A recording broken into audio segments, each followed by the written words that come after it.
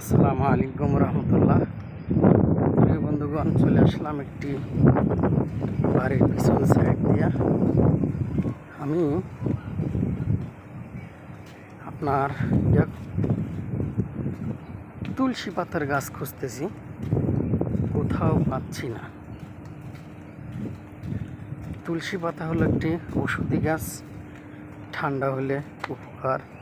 আবার অনেকের চোখ উঠে, চোখ দিয়ে পানি পড়ে, চোখ লাল হয়ে যায়, তার জন্য সেই তুলসী পাতার রস অনেক কার্যকরী। এবং যদি কারোর পেটে পাথর থাকে, সেই পাথরের জন্য তুলসী পাতার গাছ অনেক কার্যকরী। তো এখানে পেলাম না,